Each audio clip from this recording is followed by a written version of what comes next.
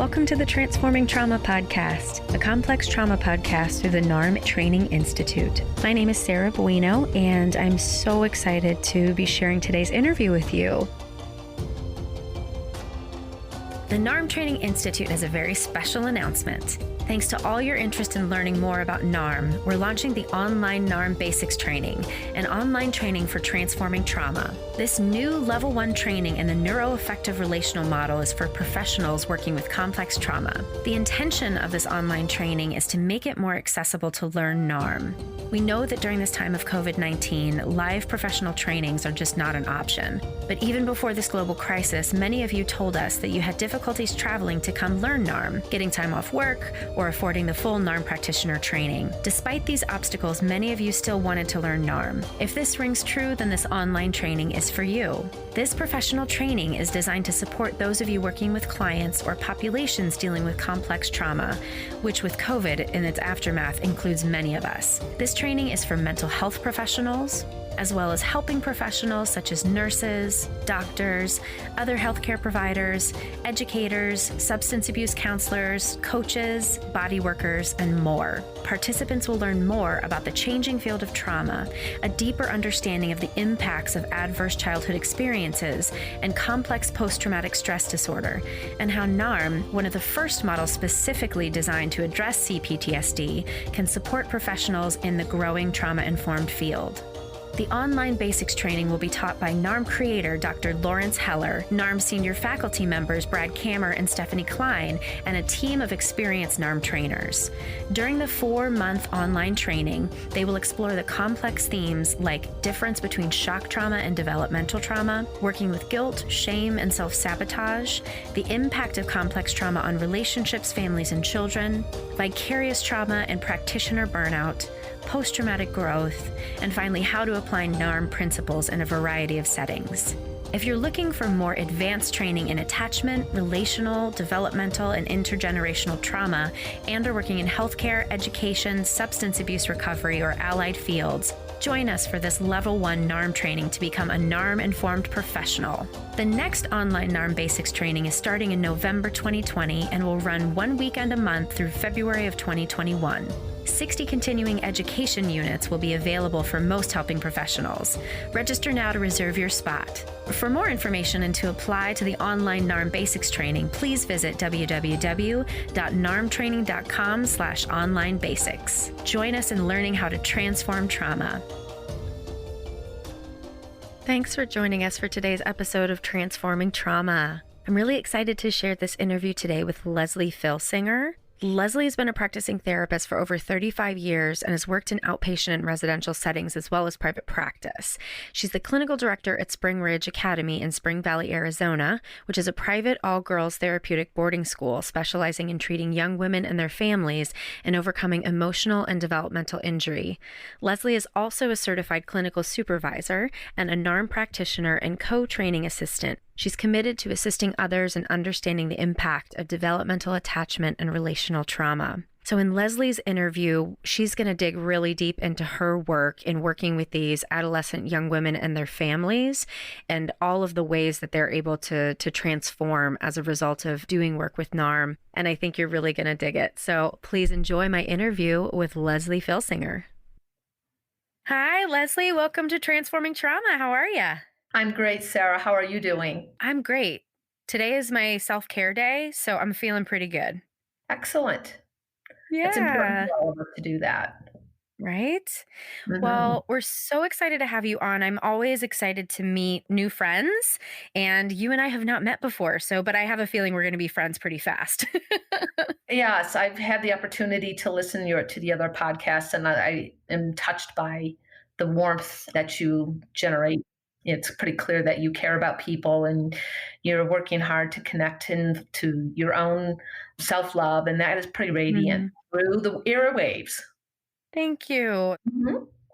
Well, we like to start off a NARM interview much like we start off a NARM session with our clients. And so the first question is, what would you like listeners to get out of our interview today? You know, I've had an opportunity to think about that a little bit. And I think what I'm hoping that listeners would hear from the time that they would spend with us today is going through the process and taking the risk of doing this kind of work, particularly in the field of NARM or any kind of therapeutic modality, is really an opportunity to allow yourself to experience yourself from the lens of compassion and grace. Mm, mm, that's lovely. Mhm. Compassion and grace. Awesome. Right. Yeah. The work is Yeah. difficult. The work is challenging. The process of exploration and confronting patterns in ourselves that are not working, Right. confronting old wounds, understanding the strategies that we use in our lives as a way of navigating hurt and pain. As we really start to unfold and peel back those layers, oftentimes it's really a challenging process and can bring up so much. There's a number of things that I've noticed over time that comes up with that. And one is maybe the overwhelming sense of shame that one can start to really notice in their own lives. And Right. that can create this need to run away, to just want to Yeah. put your head back under the covers and say, I can't do this. I won't do this. And, the NARM work is all about that process of being able to step into it and then allow yourself the space to say, in the adult consciousness and child consciousness, the protest that comes up around that to say, I'm Right. not going to look right now. I'm not going to do that. And that can create its own level of pressure or shame or self criticism or judgment. I think it's really, really important to, again, create that space for yourself when you're doing the work, mission guiding others, creating an awareness for them or assisting them in developing that awareness that it's a process. It takes time Mm-hmm. and it's important not to pressure yourself. Mm-hmm. Yeah. I'd love for you to tell us more specifically where you're working right now, who you're working with, and how your clients experience complex trauma. Okay, so I'm the clinical director at a therapeutic boarding school in Mayer, Arizona, Spring Ridge Academy. We work with adolescent girls from all over the world. So our girls come to us usually after things have not been working out at home for them. They're either not able to manage the stresses of daily life. They're not going to school, or school is creating too much distress, or there's family issues, or they've engaged in some pretty self-destructive behaviors. So the decisions are made by their families after they've probably exhausted every avenue of outpatient therapy and maybe some partial hospitalizations. And the girls, it's pretty clear that they're not going to be able to move forward in a more traditional Mm, way. So they come to us sometimes after spending 9 to 12 weeks in a wilderness program, and they come to us mm. and they work with us for an average length of stay is 14 to 16 months. So we hold Wow. on to those young women and their families. We are not just a treatment program for girls, we are a family treatment program. And when families choose us, they are making a commitment to doing some transformative work for the family system. Wow. Yeah. And what are the ages? The ages are 13 to 18 years old. Mm-hmm. So a young woman can Yeah. turn 18 in our care and stay on beyond that, but they must be under 18 before they come to us. So we are accredited by the state of Arizona as a private high school. So our girls can complete their high school education at Spring Ridge and get a Mm. diploma from the state of Arizona. So if they come to us when they're a little bit older, oftentimes they will complete their high school education. And our high school is college prep, so our girls are pretty bright girls. Mm. And in terms of the developmental trauma that they're experiencing, I mean, obviously there is quite a range of experiences that one can have that we consider trauma, but are there some themes of what you see of the young women that are coming to be with you? Yes, I'd say roughly 40% of our young women are adopted. Wow. Yeah, so what we know about early childhood experiences is that early disruption in attachment, even when you have very loving families waiting to bring you into the fold, the experiences Right. prenatally and, well, throughout mom's pregnancy, and then that process of rupture in that biological relationship from mom and the stresses that might have been happening and that led to the decision for an adoption Mhm. and then the Mhm. adjustment to a new home. So that is a significant theme for a number of our young women. But the other thing I think it's important to recognize, we do work and we specialize in complex trauma at Spring Ridge. When we talk about what is complex trauma, how we at Spring Ridge look at it is if you come from the lens of defining trauma as, and we do this at Spring Ridge in a way of helping parents to understand developmental trauma. We look at it with this loose definition of trauma can be defined as anything less than nurturing. When you use that working definition, opens up this understanding of what complex trauma, the whole foundation for complex trauma. There's PTSD, that is the significant everybody on the street Mhm. look at and say, oh yeah, that person experienced a car wreck Right. or a tsunami or any big T shock trauma that's objective that most people would say, well, of course. But it's those other things, it's the little things, it's those moments that one experiences intentionally or unintentionally. And I think that's an important piece to notice too. Yes. I'm a mother. I'm in this work and I say, oh my gosh, what have I done to my children, right? The mistakes that Mhm. and that acknowledgement and awareness, and also as a daughter who had parents who I loved very much, but yet had to be able to come to a place of recognition that I didn't always get what I needed. And that doesn't Right. mean my parents bad or wrong. They just did the best Right. with what they had. Right. But that doesn't also mean that I still got what I needed, right? Right. And so from that lens of looking at trauma as anything less than nurturing, we all have wounding. And I think that actually creates the platform for understanding the kinds of work that NARM does, you know? So, yeah, when we look at it from that lens of, okay, so I've had experiences in my lifetime where there was the misattunement, the environment failed me, or my mother didn't meet my need in that moment because she was overwhelmed with taking care of too many children or having to go to work or whatever it is, whatever the story is, or the parents were fighting or they were financial stresses or whatever Mhm. that story is, the child is left with not getting a need met.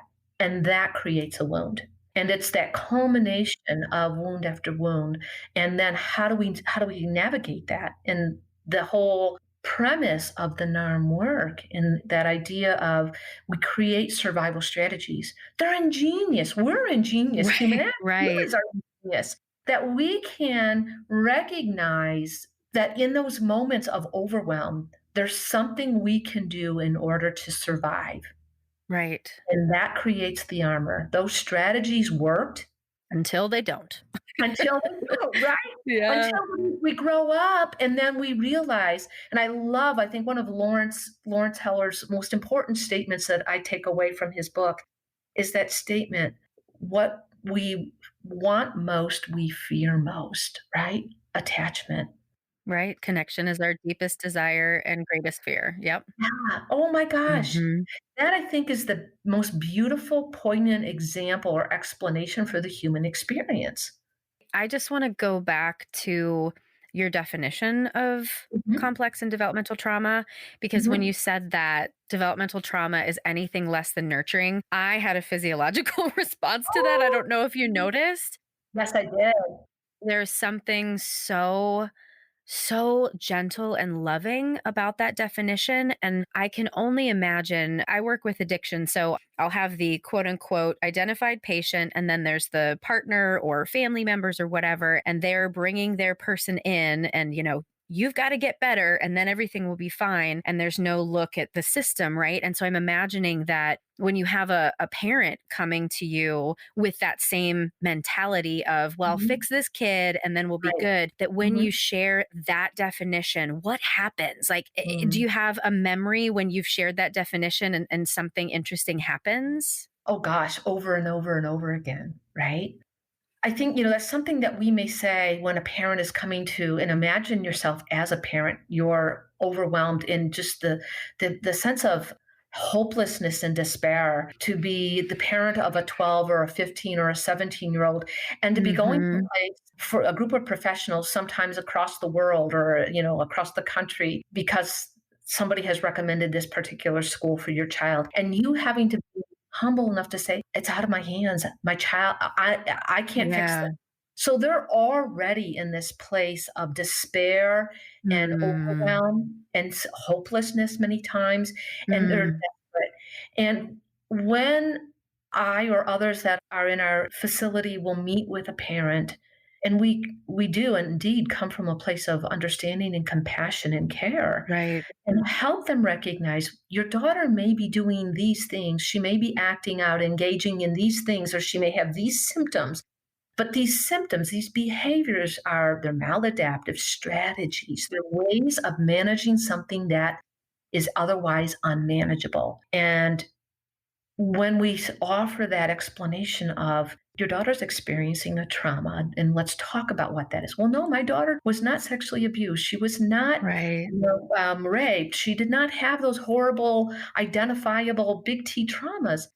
But when we talk about, and she was bullied, and she had this misunderstanding, or Right. this happened in your home, and there was Right. fighting Or divorced or or whatever, the list right. goes on and on. Imagine yourself, go back in your own lifetime.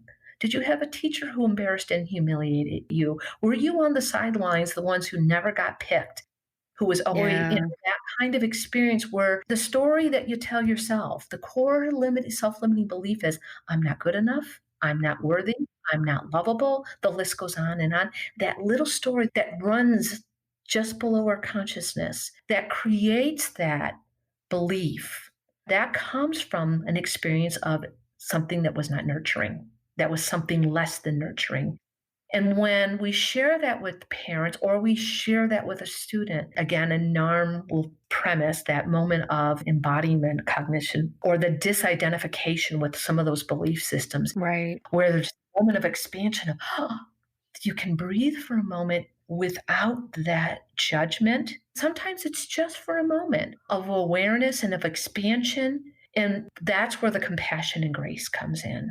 And it's a beautiful thing to be and humbling to witness Mm. and then allow that to deepen. And so, yes, I think that what we do at Spring Ridge is there's a lot of that woven in from the day they walk in the door to the in-depth psychotherapy that happens with the girls. And we actually weave it into all the work that we do in the family therapy so that Mm. there's all meta levels of it happening. And one thing I want to ask about since you're working with adolescents, because in the NARM training, we've talked about, and I'll just define for listeners real quick, adult consciousness versus child consciousness. And correct me if I'm mistaking anything here, but my understanding of child consciousness is essentially when we're thinking and emoting and essentially living in that wound from that wounded child place. And then adult consciousness is really when we're able to give ourselves compassion and step out of those survival strategies. So what we've talked about in the trainings is that because adolescents really don't have the full capacity to make all of their choices in their lives. They are Mhm. subject to certain constraints based on their parents. And so sometimes, the question is, how does NARM work then with adolescents because of that restriction? I'm curious how you've worked with that in your experience. So I think one of the things that I've done over time, even before I moved into the NARM work specifically, is always coming from that lens of working with a student to have the opportunity to, we oftentimes say, develop your voice, to be able Hmm. to move into, because it's an adolescent developmental need to move into identity. And so in that process of working with a young person around what their own developmental agenda is, part of that, and this is again very much in alignment with NARM philosophy, when we are able to have moments of stepping into our truth Hmm. without being shackled by Mm. those strategies that limit us, or those self-limiting beliefs that box us in, and or those the shame and the guilt of the old narratives that are running. When we have those moments when we can step left for a moment and feel that, again, even if it's a moment, and sometimes it's more than that, and our goal is to string it to more than that, to have moments that Right. become minutes, that become hours, and Mhm. then days, and ultimately sustainable over time is the long-term goal. I mean, adolescents, indeed, what happens in life is that they have to still listen, but that's not the internal life experience of who am I in this world. That's an excellent distinction. Yep. Yeah, it's what the Mhm. goal of working with an adolescent in treatment is all about, inpatient or outpatient, is Right. helping any person who's seeking treatment. My hope is that a therapist is assisting that person in finding their own capacity for solution, for growth, for healing, because we don't do it for them. We're not Right. the magicians that have the wands that can say bing and they're fixed. That doesn't work that way. And when clinicians can step outside of that premise that I must, and again, the pressure of that we impose on ourselves, that we have to find the answers, well, that's part of the problem, Right. because it's actually pretty entitled of us on our part to assume that we have Yeah. the answer for somebody else. Right. We're simply creating the space, and that doesn't matter if it is a 5-year-old or a Mhm. 15-year-old or a 50-year-old. When we work with someone to create that space, to allow them to have that moment to connect with what is their own internal truth, and to recognize, again, from the NARM perspective, that child consciousness, which is the fears, the limitations, the strategies that trap us and keep us holding on to because of fear. But when we can have that moment of stepping into or expanding into that adult consciousness and feeling the relief that comes from not living in that trap, Mhm. that becomes self reinforcing. Then we want that. When we have that, when one Right. experiences that moment, that becomes so desirable that we then want to find it again and again. Yeah. So, with an adolescent, again, I don't see it being different for an adolescent versus an adult. Mhm. Yeah. Yeah. What I've kind of been recognizing in practicing NARM with my clients is Mhm. how we can often get trapped on opposite sides of the same coin. And I'm thinking that it's related to either a shame-based identity or a pride-based identity. And I'm thinking of typical presentations of adolescence, right? So there could be the girl who like can't make friends and she's just always down on herself, being the shame-based identification. And then the pride-based identification, like, screw you guys and I'm not doing what you Mhm. say, and like Mhm. rebelling against the parent. And one of the things that I think is so important in NARM is that recognition that just because somebody feels empowered doesn't mean that's adult consciousness. And I think Absolutely. that's probably a very important nuance for you as you work with the girls, right? Right. And I'm so glad you brought up that distinction of the pride based and the shame based identifications, because, again, when you're working with an adolescent, what is the developmental task of adolescence? And that's moving into identity. Individuate. And Mhm. right, individuation and formation of identity. And in that process, it is that ability to develop a curiosity and an awareness, a self awareness around and questioning, why do I believe what I believe? Why do I Yeah, think what I think? Who right. am I in this world?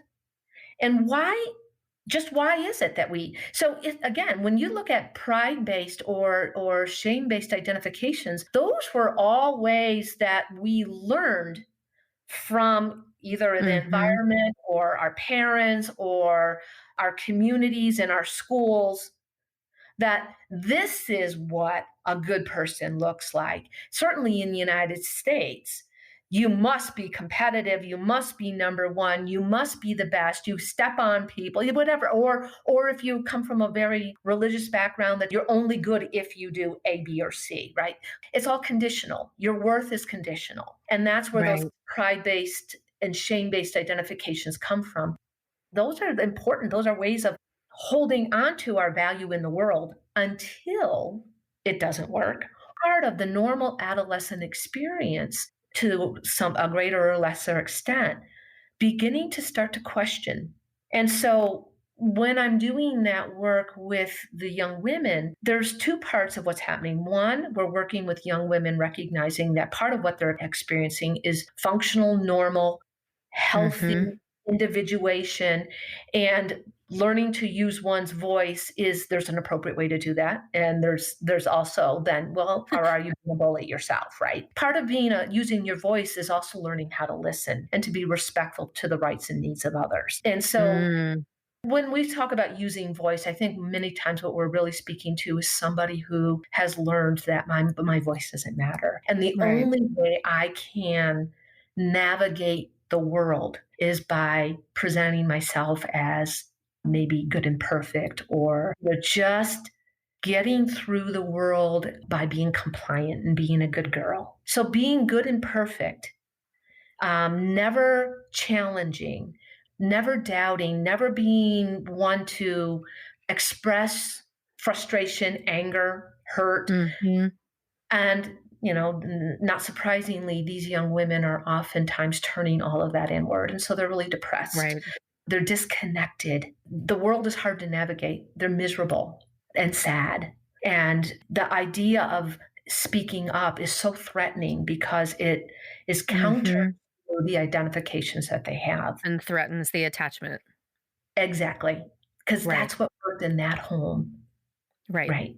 I have the luxury of having young women in care for well over a year. So we have plenty of time to really take that slow process of peeling back and peeling back and peeling back the layers Mm-hmm. of Mm-hmm. identifications and strategies that they've used, and realizing that those strategies, while they work in the short run, they're not adaptive in the long run. One of the things that we talk about where I work is short-term gain versus long-term pain, right? Oh, sorry. I got to pause there for a second.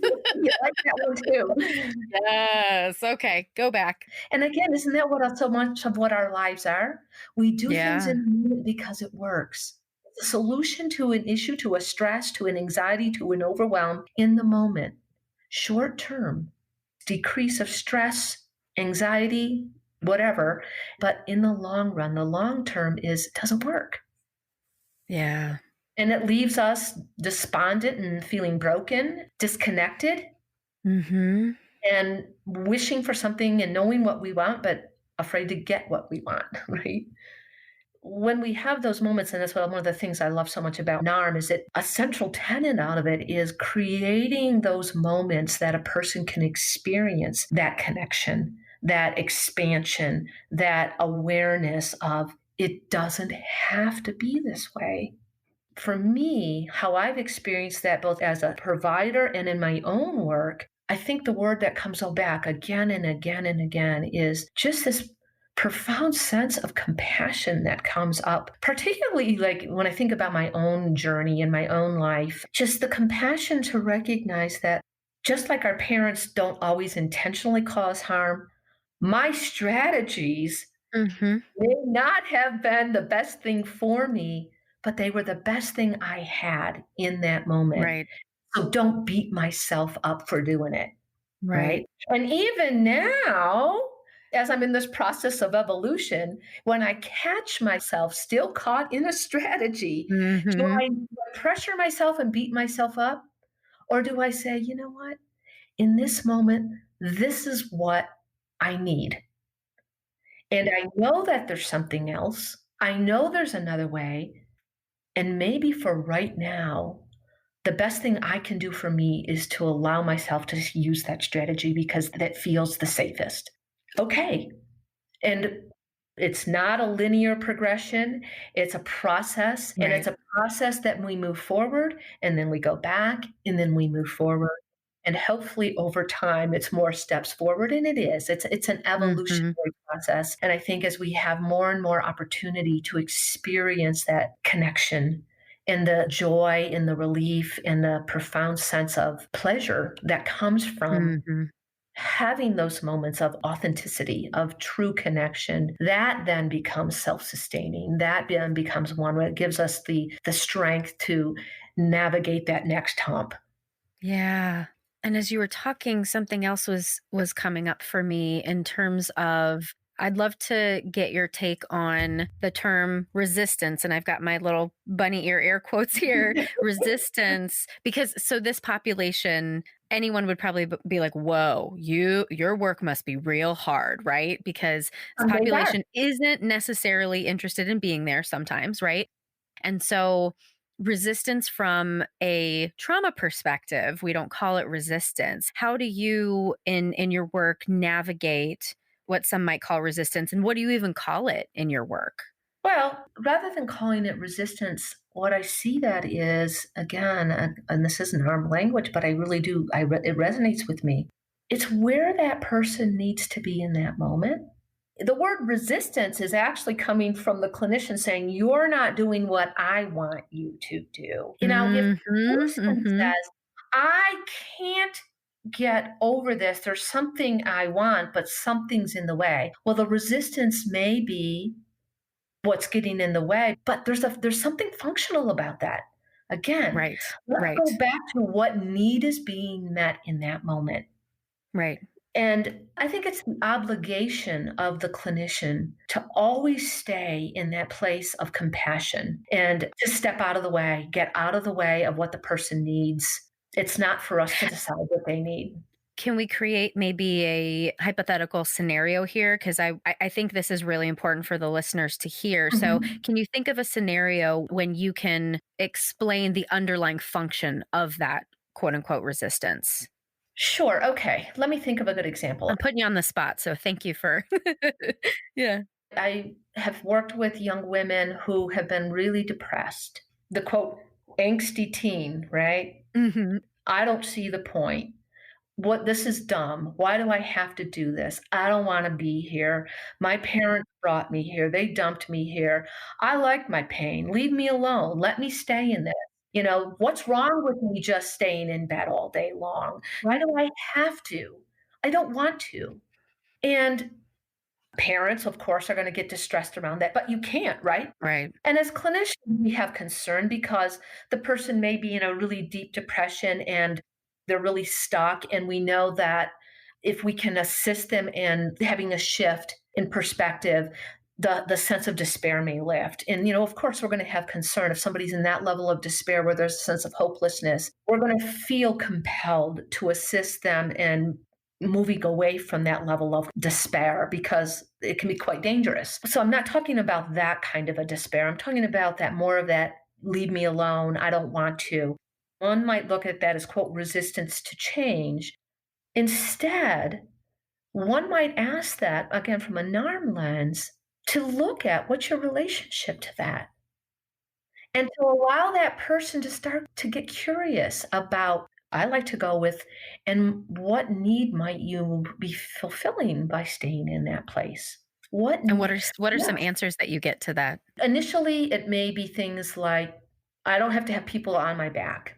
I don't have to worry. I don't have to think. I don't have to confront. And then what might happen if? And then when we start to drill down and we can Right. continue to delve that curiosity, let's get past, get off my back, leave me alone. I want to go put my headphones in and chill out and numb out. Mhm. And what need is being met by doing that? Well, it's an avoidance, right? Mhm. And what's the relationship with the avoidance? Well, it's usually around the pain. And when the pain is usually around a fear, and that fear is feeling and maybe feeling too much, or feeling too much pain, too much disappointment, too much shame, too much anger, too much Mhm. something that is going to overwhelm them. And so It's not my job to push them into that place of that overwhelm. It's my responsibility to assist them in becoming curious about what's happening in the moment and what needs are being met. And from that, encouraging them or inviting them to get curious about that. And to also look at, and if that pain wasn't there, and if that despair wasn't there, what might that look like? If there was Mhm.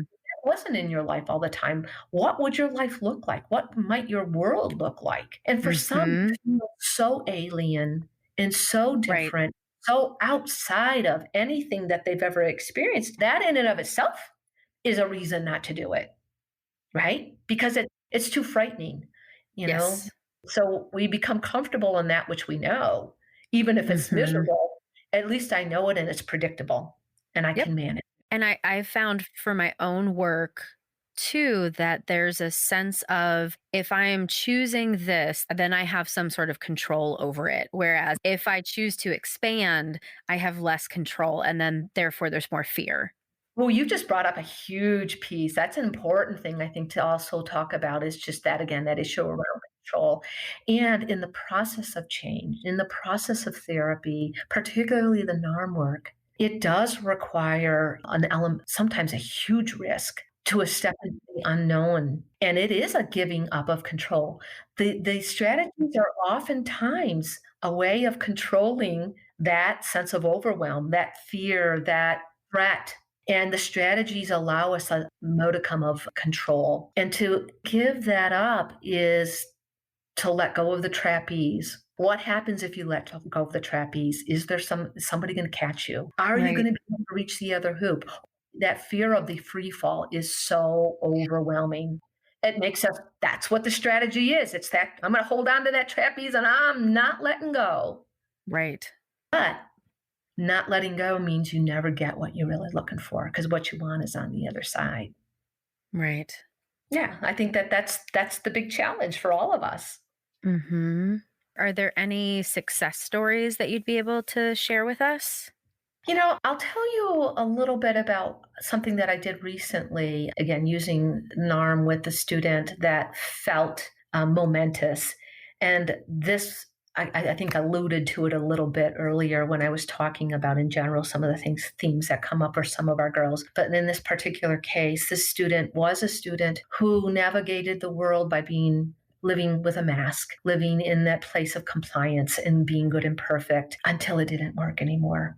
And she was profoundly depressed and engaged in some very, very destructive behaviors that threatened her safety. And in desperation, her family brought her into care. And so we've been working together for quite a while. And she's had this growing recognition, this awareness that these are the binds that keep her chained, is that not being honest with herself about what her real feelings are and what does it mean to Mm. really allow herself to acknowledge, not just to admit, but to acknowledge anger, Mm. hurt, frustration, Mhm.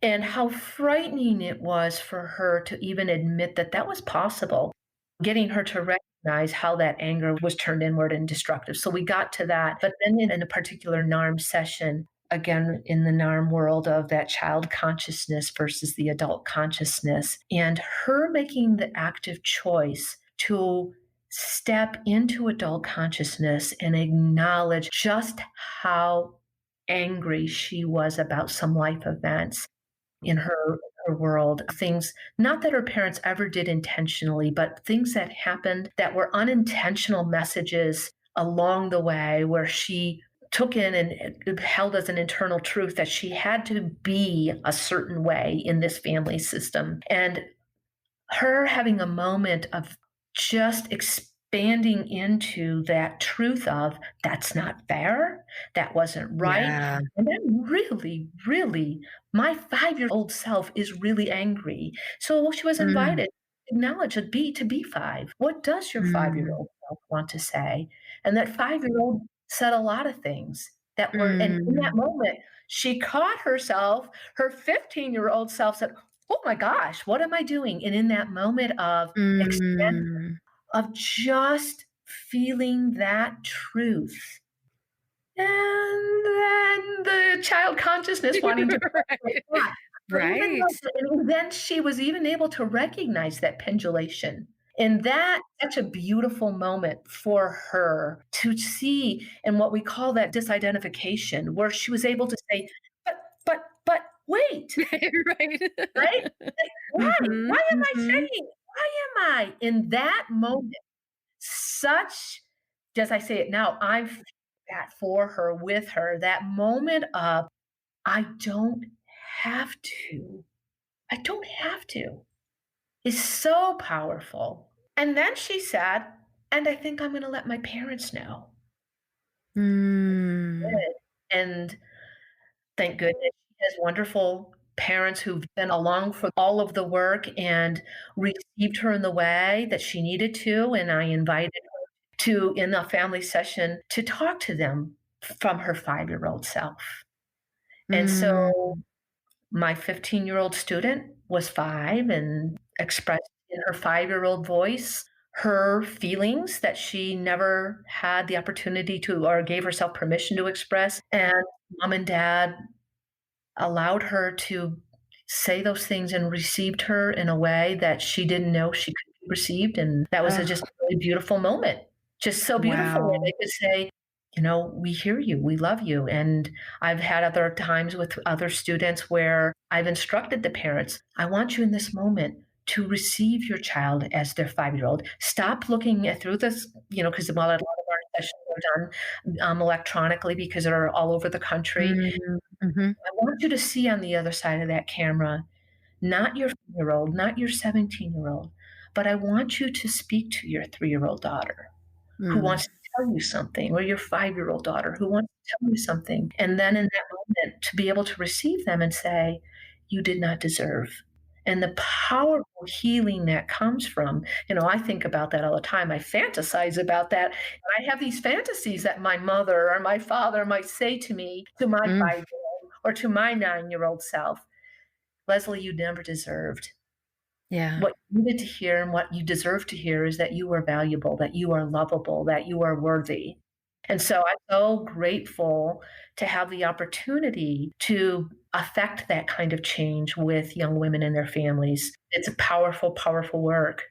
wonderful. Yeah. I'm curious if there's anything I didn't ask you that you'd like to share.